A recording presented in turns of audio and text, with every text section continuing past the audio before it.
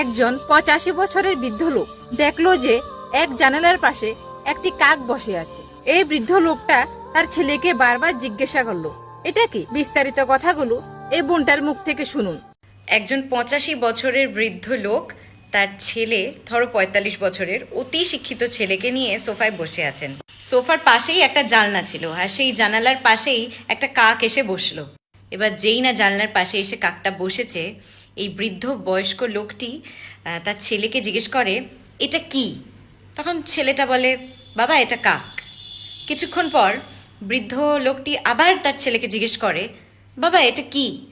তখন ছেলেটা আবার উত্তর দেয়, বাবা এটা কাক। তার কিছুক্ষণ পরে কাকটা বসেই আছে। তখন তার বাবা আরও একবার তার ছেলেকে জিজ্ঞেস করে, এটা কি? তখন ছেলেটা একটু খানিকটা বিরক্ত হয়ে বলল, বাবা বললাম তো এটা একটা কাক।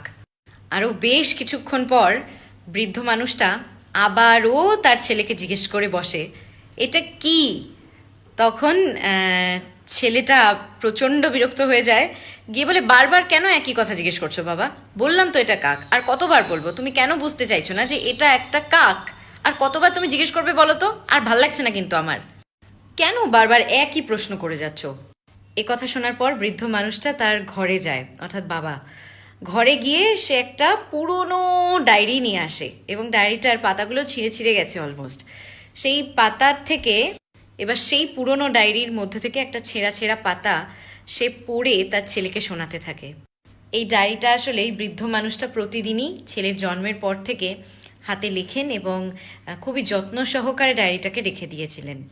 ডায়েরির ওই ধুলো জমে যাওয়া ছেঁড়া ছেঁড়া পাতাটায় লেখা আছে, এখন আমার ছেলের বয়স 3 বছর। আজ ছেলেকে নিয়ে আমি সোফায় বসে জানলা দেখছি এবং ছেলেকে বাইরের গাছপালা পশু পাখি দেখাচ্ছি। এই সময় একটা কাক এসে বসে এবং আমার 3 বছরের ছোট্ট ছেলে নাই নাই করে 25 বার আমাকে জিজ্ঞেস করে, বাবা এটা কি? বাবা এটা কি? আর আমিও তাকে প্রচণ্ড স্নেহ ভরে ভালোবেসে যত্ন করে 25 বারই ধৈর্য ধরে তাকে সুন্দর করে উত্তর দিই যে, বাবা এটাকে কাক বলে, এই পাখিটার নাম কাক। আমার কিন্তু ছেলের ওপর একটুও রাগ হয়নি, বরং আরও হাসি পেয়েছে, এবং তাকে শেখানোর মনোবৃত্তি নিয়ে আমি বারবারই উত্তর দিয়ে গেছি যে এটা কাক, এটা কাক। অথচ আজ যখন আমার ছেলের 45 বছর বয়স এবং আমি 80 পেরিয়েছি, তখন আমার ছেলেকে মাত্র 4বার প্রশ্নটা জিজ্ঞেস করাতেই ছেলে আমার ওপর কতটা বিরক্ত। আমাদের বাবা মায়েরা পুরনো হয়ে যায় ঠিকই, কিন্তু বাবা মার ভালোবাসা কোনো দিনও পুরনো হয় না। অথচ আমরা একটু বড় হয়ে গেলেই সহজেই বাবা মার ওপর খুব বিরক্ত হয়ে যাই, খুব রাগ ধরে।